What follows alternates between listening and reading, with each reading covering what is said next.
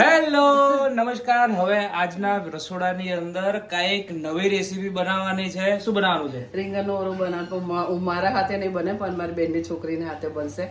ચોક્કસથી જોતા રહો આગળ, ખૂબ સરસ, તમને મજા આવશે. પેલું એક જૂની કહેવત છે મમ્મી કે મોરના ઈંડા ચીતરવા ના પડે. એટલે મારા નાની મમ્મીને શીખવાડ્યું છે, માસીને શીખવાડ્યું છે, એટલે એ વંશ વેલો આગળ વધતો આવ્યો છે. એટલે આજે મમ્મીની રેસીપી તો દર વખતે બતાવતા જ હોઈએ છે, પણ આજે કંઈક નવું, એટલે મારા બેન આવ્યા છે અમદાવાદથી, આપણે કહેવાય છે ને દિવાળી વેકેશન કરવા માટે. તો આજે મને બહુ વધારે આનંદની લાગણી અનુભવું છું ને ખરેખર મજા પડે છે. તે ભાભીનો ઓળો ખાધો છે, મમ્મીનો ખાધો છે, આજે બેનના હાથનો ઓળો ખાવાનો છે, એટલે ખરેખર કંઈક અલગ જ મજા આવે છે. રીંગણનો ઓળો ઘણી જાતનો હોય. હા, ઓળો એનું પેલા નામ કે શેનો ઓળો? રીંગણનો ઓળો બનાવવાનો છે. ચલો તો હવે આપણે શરૂઆત કરીએ કેવી રીતે બનાવવાનો છે. બેન અમારા આવી ગયા છે અને આપણે બનાવવાના છે રીંગણનો ઓળો, બરાબર ને? યસ, રીંગણનો ઓળો બનાવવાના છે. અને આજે એવું કહેતા કે ભાઈ આપણે મમ્મીનો હાથ તો ઓલરેડી ખાઈએ છીએ, પણ આજે બેન કે હું બનાવું. મેં કીધું આજ તો સૌથી વધારે સારામાં સારું બને, બરાબર? તો આજે શરૂઆત, હા, આજે ત્યાં અમદાવાદમાં તમે રસોઈ તો કરાવો છો બધાને, બરાબર છે, અને લોકોને જમાડો પણ છો. તો હા, યસ. તો હવે આપણે પહેલા તો આપણે રીંગણ ઓળાની શરૂઆત માટે ખાલી પેલા ઇન્ગ્રેડિયન્ટ્સ બતાવી દઈએ શું કર્યું છે આપણે. આ શું છે એનું? આ લીલી ડુંગળી છે, ઓકે, ટામેટા, લીલું લસણ અને આ રીંગણ શેકી દીધા છે મેં. ઓકે, શેકવાનું કઈ રીતે, મતલબ કે પહેલા એને થોડા કાણા પાડી દેવાના, પછી એને તેલ લગાવી અને ધીમી આંચ પર શેકવાના એને. અચ્છા, બરાબર. ઓકે, અને આપણે આયરું સિંગ તેલ આપણે અંદર એડ કરી દીધું છે, કેમ કે આ બધી વસ્તુઓ જ્યારે સિંગ તેલમાં હોય તો વધારે સારી લાગે, રાઈટ ને? ટેસ્ટ સારો આવે એનો. અને આપણે રૂટીન મસાલા જ ઉપયોગ કરવાના છે. હા, બરાબર. પહેલા આપણો હિંગનો આપણે કહેવા જઈએ વઘાર કરી રહ્યા છે. હવે આપણે પહેલી વસ્તુ નાખવાની છે આપણી લીલી ડુંગળી છે, એ આપણે આની તેલની અંદર નાખવાનું છે. આની અંદર તેલ થોડુંક ચડિયાતું રાખવાનું હોય ને આમાં? ચડિયાતું રાખવાનું. બરાબર છે. આ છે ને શિયાળુ વાનગી એટલી સરસ મજાની છે ને શિયાળામાં બહુ મજા આવે આને. હા, અને તાજા એકદમ કુણા રીંગણ આવે હા, અને લીલી ડુંગળી શિયાળામાં આવે એટલે બહુ મજા આવે આમાં. યસ. અને આમાં એવું છે કે જ્યારે શિયાળો ચાલતો હોય ને ત્યારે થોડુંક તીખું અને આમ આવું ગરમીવાળું ખાવાની વધારે મજા અલગ આવતી હોય છે. તો એના માટે આ સ્પેશિયલ વાનગી તમારા માટે શેર કરી રહ્યા છે. તો આ રીંગણ ઓળો એકદમ દેશી રીતે કેવી રીતે બને છે એ તમને બતાવવાના છીએ આપણે. બેન, હવે આને કેવી રીતે ડુંગળીને બરોબર થોડું શેકાવા દેવાનું, એટલે કેવી રીતે ખબર પડે કે આ આમ થોડો શેકાય એનો છે? કલર ચેન્જ થઈ જશે. અચ્છા, એસે બ્રાઉન શેડ જેવું થઈ જાય. હા, બ્રાઉન શેડ જેવું થઈ જશે. બરાબર. અને આપણે ઓળો બનાવતા હોય તો આની આમ શું ખાસ ધ્યાન રાખવું પડે કે આવું ન થવું જોઈએ, એમ એ શું ધ્યાન રાખવું પડે? ખાસ તો રીંગણ બહુ બળી ના જવા જોઈએ, સરસ શેકાવા જોઈએ, ધીમી આંચે. ઓકે, એ બધું ફાસ્ટ આપણે તમે શેકો તો અંદર કચાશ રહી જાય અને ઉપર બળી જાય. બરાબર, એ ધ્યાન આપવું પડે. ઓકે, ચલો. અને હવે જ્યાં સુધી શેકાય છે ત્યાં સુધી આ ચટણી વિશેની વાત કરી દઉં છું. ચટણી, હવે આ છે ને આપણે લસણની ચટણી બનાવી છે, એકદમ સિમ્પલ રીતે બનાવી છે. આની અંદર ખાસ આપણે સૂકું લસણ, લીલું મરચું, આને ખાયણી પારામાં કૂટી નાખવાનું. એની અંદર સોસાયટીના બહુ કુતરા છે. અહીંયા આપણે લાલ મરચું, ગરમ મસાલો, હિંગ અને થોડુંક સેજ નોર્મલ હળદર નાખી દેવાનું અને આના ઉપર ગરમ તેલ નાખી દેવાનું. પછી આને બધું મિક્સ કરી નાખો એટલે તમારી આ ચટણી રેડી થઈ જાય છે. બધીને 5-7 દિવસ સુધી તમારે રાખવી હોય સ્ટોર કરીને રાખી શકો, કેમ કે આની અંદર તેલ જ નાખ્યું, પાણી એડ કર્યું નથી, એટલે બહુ લોંગ ટાઈમ સુધી રાખવી હોય તો પણ રાખી શકો છો. અત્યારે અમે આને શું કર્યું છે, પાણીની અંદર થોડુંક ગ્રેવી બનાવી નાખી છે. પેલી બતાવો ચટણી આપણે ડબ્બીમાં ભરી જાય.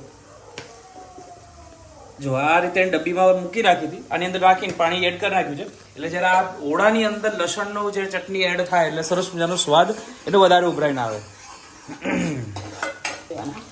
આપણો આ કલર ચેન્જ થયો એના પછી હવે આપણે ટામેટા એડ કરી દઈએ.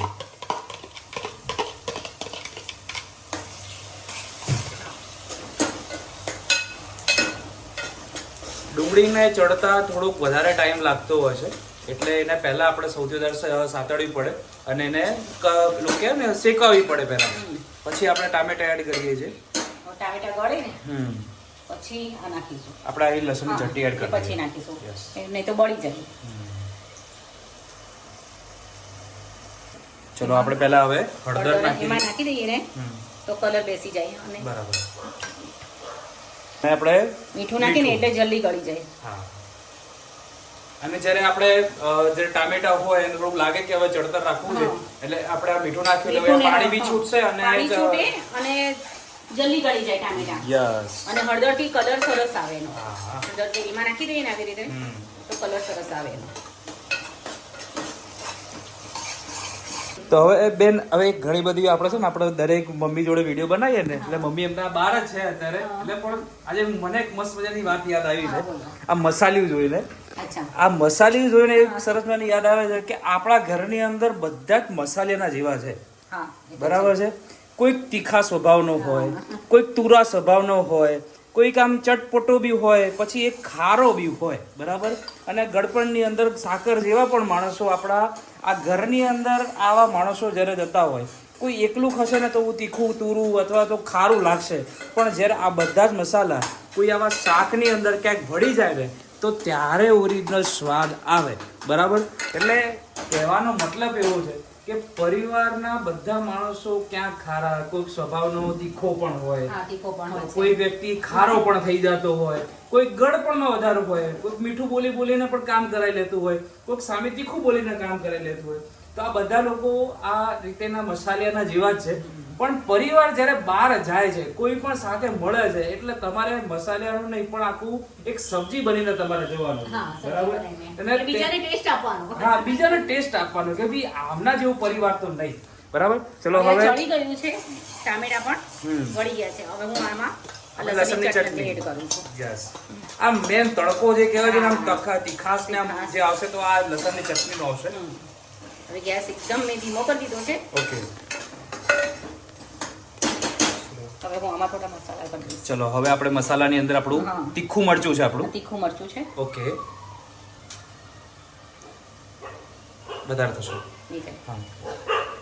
આ પછી ધાણા જીરું છે. ધાણા જીરું આવી ગયું. એક આ ગરમ મસાલો.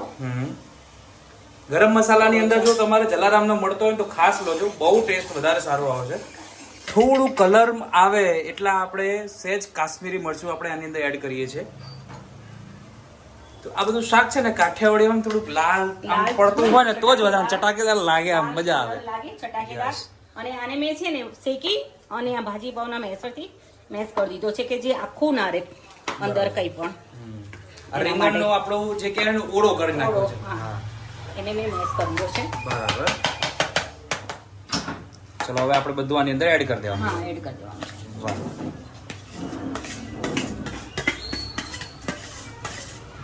સરસ.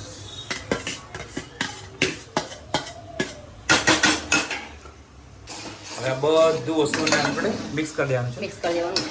લીલું લસણ પછી ચડી છે ને એમાં થોડું થોડું પાણી. પાણી નાખું. હા, એટલે એને છે ને થોડું પણ કચાશ હોય ને એ નીકળી જાય. નીકળી જાય. હા, અને થોડું ગ્રેવી જેવું બરાબર. આ તોડવું પડે. જો આપણે તેલ આટલું બધું નાખેલું પણ હવે જયારે આપણો ઓળો અંદર આવ્યો હા. તો આખું તેલ અંદર પીવાઈ ગયું છે. એના માટે થોડું પાણી નાખીએ હા.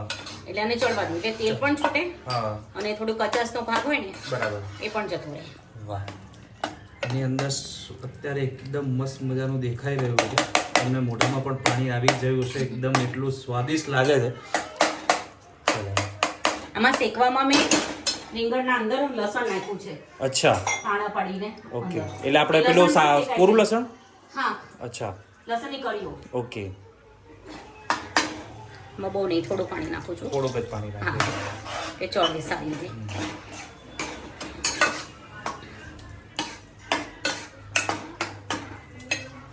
આપણે આની અંદર લીલું લસણ આપણે એડ કરીએ છીએ. ઉપરથી કેમ નાખી રહ્યા બેન આપણે? તો હા, એને હા. આ કચાશની અંદર લીલું લસણ છે ને એ ઉપરથી નાખીને સ્વાદ સારો આવે એમાં. બરાબર. એટલે એમ થોડુંક આમ એનું જે લસણની જે સ્વાદ છે આપણા મોઢામાં આવવો હા, જોઈએ. મોઢામાં આવો જે Yes, કચાશનો yes.